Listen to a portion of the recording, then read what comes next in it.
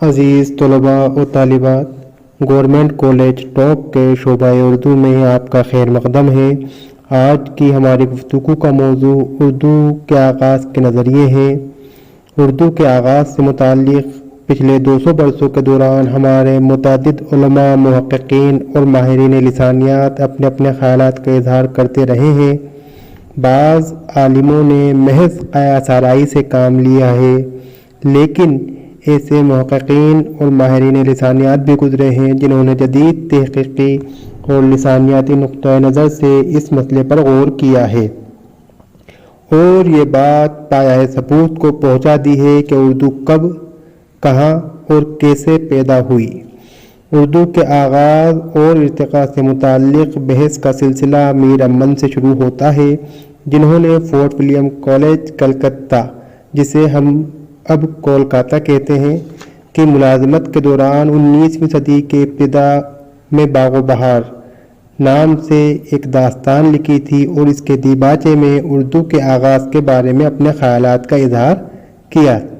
اس کے بعد مولانا محمد حسین آزاد نے اپنی کتاب آب حیات، جو کہ انہوں نے 1880 میں لکھی تھی، اس کتاب میں انہوں نے اردو کے آغاز کے بارے میں اپنا ایک الگ نظریہ پیش کیا جو کہ قیاس آرائی پر مبنی ہے۔ 20ویں صدی کے نصف اول میں سید سلیمان ندوی نے نقوش سلیمانی نام سے ایک کتاب 1939 میں اردو کے آغاز کے بارے میں اپنی رائے کا اظہار کیا ہے۔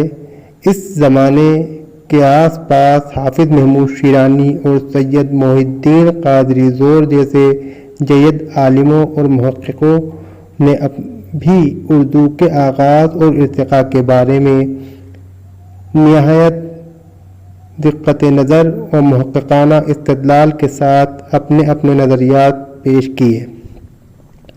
اردو کے آغاز اور ارتقاء سے متعلق حافظ محمود شیرانی کی تحقیقی تصنیف پنجاب میں اردو، جسے انہوں نے 1928 میں لکھی تھی، اس کو آج بھی قدر کی نگاہ سے دیکھا جاتا ہے۔ اسی طرح ڈاکٹر محی الدین قادری زور کا علمی اور تحقیقی کارنامہ ہندوستانی لسانیات، اردو لسانیات میں سنگ میل کی حیثیت رکھتا ہے۔ محمود شیرانی اور ڈاکٹر زور کے بعد پروفیسر مسعود حسین خاں اردو کے چوٹی کے لسانی محقق ہیں، جن کے پیش کردہ نظریہ آغاز زبان اردو کو اب تک چیلنج نہیں کیا جا سکا۔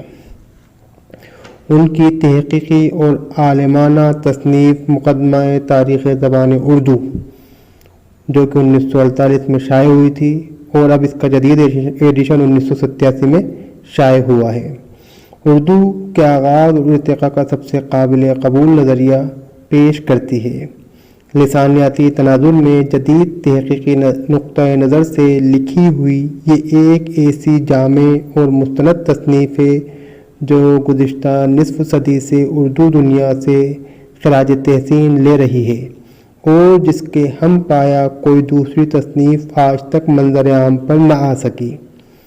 مسعود حسین خاں کے بعد شوکت سبزواری کے تحقیقی کارنامے سامنے آئے، پھر عہد حاضر میں گیان چند جین اور سہیل بخاری جیسے محققین نے اس موضوع پر خامہ فرسائی کی، یعنی قلم اٹھائی۔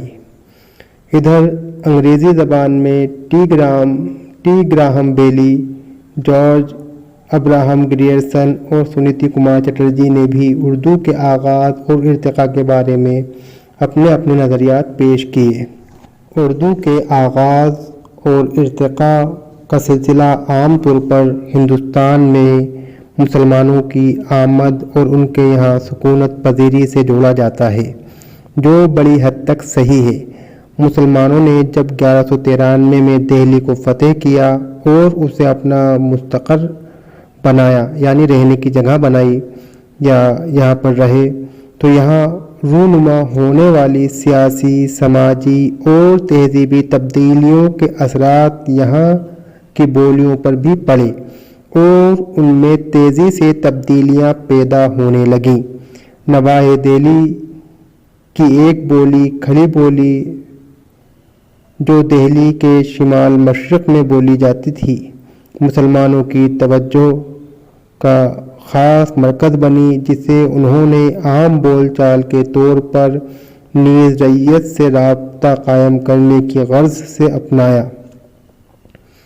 رفتہ رفتہ اس میں عربی، فارسی اور ترکی کے عناصر داخل ہونے لگے۔ اس لسانی امتزاج اور اشتراک سے زبان کی ایک نئی شکل معرض وجود میں آئی، جسے مسلمانوں نے ہی ہندی اور ہندوی کا نام دیا، اور اس کا ادبی استعمال بھی سب سے پہلے انہوں نے ہی کیا۔ یہی زبان ریختہ کے نام سے بھی موسوم ہوئی اور دہلوی بھی کہلائی۔ یہ کوئی اور زبان نہ تھی بلکہ ہماری زمانہ حال کی اردو کی قدیم شکل تھی۔ ماہرین لسانیات کا اس بات پر اتفاق ہے کہ اردو خالص ہند آریائی زبان ہے اور خاص ہندوستان کی پیداوار ہے، نیز اس کی بنیاد یہیں کی بولیوں بالخصوص کھڑی بولی پر قائم ہے۔ اس کی کچھ لفظیات اور بعض لسانی عناصر کا تعلق عربی اور فارسی سے ضرور ہے، جنہیں مسلمان فاتح اپنے ساتھ لائے تھے۔ انہی بیرونی عناصر اور مقامی بولیوں کے خمیرے سے اردو کی تشکیل عمل میں آئی۔ چنانچہ گیان چند جین نے اپنی کتاب ایک بھاشا دو لکھاوٹ دو ادب میں لکھا ہے کہ بیرونی مسلمان اپنے ساتھ نہ اردو لائے تھے نہ کھڑی بولی۔ ہندوؤں نے کھڑی بولی کو نظر انداز کر رکھا تھا، مسلمانوں نے اسے پسند کر کے اس میں عربی فارسی الفاظ بڑھانے شروع کیے اور وہی کھڑی بولی کا اردو ادب کہلایا۔ اس بیان سے یہ صاف ظاہر ہے کہ مسلمانوں نے کھڑی بولی کو، جو ایک پسماندہ بولی تھی اور جسے ہندو لائق نہ سمجھتے تھے، اپنا کر اور اسے بنا سنوار کر ایک مستقل زبان کی حیثیت دی اور ادبی مرتبے تک پہنچایا۔ ان کا یہ عمل اردو، جسے انہوں نے ہندی ریختہ کہا، کے آغاز اور ارتقاء کا سبب بنا۔ گویا اردو کی داغ بیل یہیں سے پڑتی ہے۔ فتح دہلی یعنی 1193 کے وقت کھڑی بولی بول چال کی سطح پر ہندوؤں میں رائج تو تھی، لیکن پچھڑی ہونے کی وجہ سے وہ اس کی طرف متوجہ نہ ہوئے تھے۔ لیکن جب یہی کھڑی بولی فارسی رسم خط کے ساتھ اردو کے قالب میں ڈھل کر نکھرنے لگی تو ہندو بھی اس کی ترقی میں حصہ لینے لگے۔ یہی وجہ ہے کہ متعدد عالموں اور دانشوروں نے اردو کی پیدائش کو مسلمانوں اور ہندوؤں کے میل جول کا نتیجہ قرار دیا۔ مولوی عبدالحق لکھتے ہیں، یہ خاص ہندوستان کی پیداوار ہے اور دونوں قوموں یعنی ہندو مسلمانوں کے لسانی، تہذیبی اور معاشرتی اتحاد کا نتیجہ ہے۔ بلکہ حقیقت یہ ہے کہ اس کے بنانے والے زیادہ تر ہندو ہیں۔ سر تیج بہادر سپرو بھی مولوی عبدالحق کے اس خیال سے اتفاق کرتے ہیں۔ انہوں نے ایک موقع پر کہا ہے، اردو دراصل ہندو مسلمان اتحاد سے پیدا ہوئی اور اس اتحاد کی واحد یادگار ہے۔ مشہور مورخ ڈاکٹر تارا چند بھی ہندوؤں اور مسلمانوں کے میل جول اور اتحاد پر یقین رکھتے تھے اور اس اتحاد سے پیدا شدہ لسانی امتزاج کو تسلیم کرتے تھے۔ وہ اپنی کتاب influence of Islam on Indian culture یعنی ہندوستانی تہذیب پر اسلام کا اثر میں لکھتے ہیں، سب سے بڑھ کر یہ ہے کہ ایک لسانی امتزاج وجود میں آیا۔ مسلمانوں نے اپنی ترکی اور فارسی ترک کر دی اور ہندوؤں کی زبان اختیار کر لی۔ اس عہد میں دہلی اور نواحِ دہلی یعنی دہلی اور اس کے آس پاس کا علاقہ کہ ہندوؤں کی زبان کیا تھی، یہی کھڑی بولی جو عربی اور فارسی کے لسانی عناصر کی شمولیت کی وجہ سے نکھرنے اور سنورنے لگی تھی۔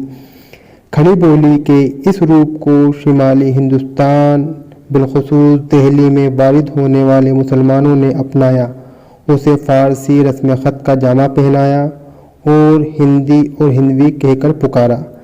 بالآخر اس کا نام زبان اردو معلیٰ پڑا، پھر اسے صرف اردو کے نام سے موسوم کیا جانے لگا۔ یہی اردو آج بر صغیر ہند و پاک میں معیاری اور ترقی یافتہ زبان کی حیثیت سے جاری و ساری ہے اور ادبی و علمی اعتبار سے بھی ایک متمول زبان ہے۔